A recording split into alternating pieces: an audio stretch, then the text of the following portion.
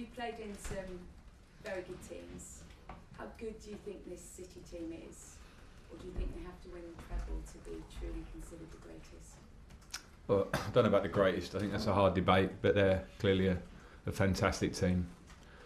And they have been for a good while now. And so, huge credit to that consistency of doing it year in, year out. I think on those levels, I think they probably are coming very close to the greatest team. And obviously the cherry on top is to win and keep winning and win Champions Leagues, etc. And the form they're in at the minute, you wouldn't want to bet against them on anything. So huge credit to the club. I worked there for a year. I understand it quite well, the manager and the players, because it's a really strong and smooth machine. So full respect for them. Any more, Gav? You okay? You told Good me with that? one. I said you could do more than one. You More? said Okay. Alison, Phil? Okay. Frank, City can obviously win the title this weekend. Have you thought about maybe doing a guard of honour if Arsenal drop points? And it's done. Yeah. If I haven't, but we could do. We would do. I remember getting that myself as a player, and I thought it was something very respectful. So yeah, I'd have no problem with that at all. You've already got a point at the Etihad, albeit with another side. How much has that kind of helped you with your preparation for this game? A little bit, but different players here, different situation here. Possibly City in a different moment themselves. So there's lots of contributing factors to how we want to prepare for this. Haven't had that experience, but having also seen their form that they're in at the moment and the problems that they give you. So it's just a small part of our prep really in our heads, and not really for the players as such. Just want to throw a terrible stat at you, I'm afraid, but Haaland scored 36 Premier League goals, which is the same as the entire Chelsea squad. I mean, what do you like most about him as a player? What impresses you, and what have you done to combat him in creative this weekend? Well, it's a fantastic stat from him. I know the Chelsea side isn't, but it's another story. But I've got huge respect from the player. As a player I tried to bring to Chelsea the first time I was here, and was really keen to get him here. Obviously that couldn't happen, but his level at that point was very clear as well. We played against him in a pre-season game at Salzburg, and it was fantastic. So credit to him. I love seeing players at that level. I love seeing players with that personality and level of hunger to play and be the best, which he's proven himself to be.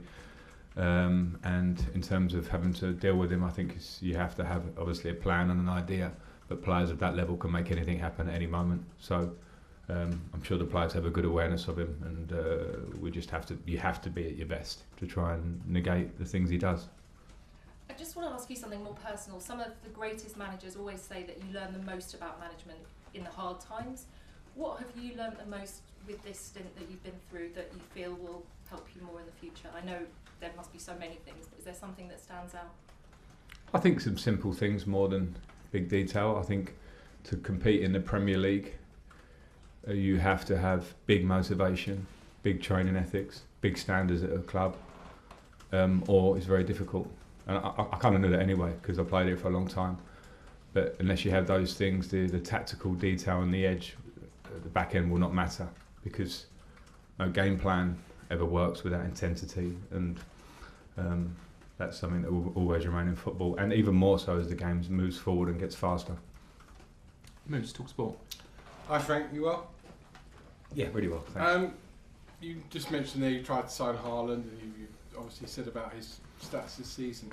Can you think of a striker you played with who had a similar impact on the Premier League as him? Someone like maybe Drogba, I don't know. Yeah, I couldn't compare him to Didier because they're two different individuals in different moments at their clubs. And but of course, as a Chelsea person, Didier had that impact over a long period of time, and Haaland's just started out, and his impact has been more instant, and that's a big credit to him, because how he's managed to do that coming straight to the Premier League.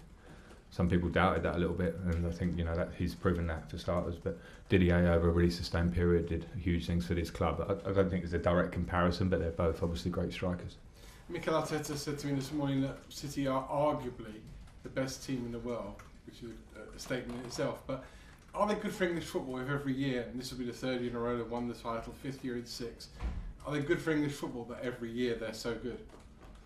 I don't think at this moment you can argue with that. I understand Mikel's saying in his words, but I think they are the best team in the world, and is it good for English football? Yeah, why not? Because I think you have to push the standards of the league, and others have to react to that.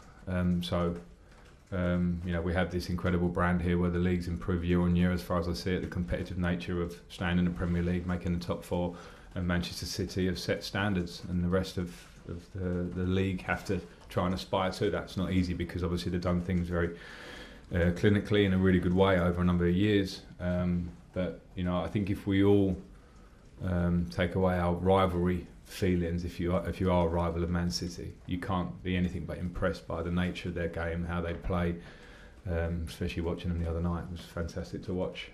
So I don't think it's a bad thing at all.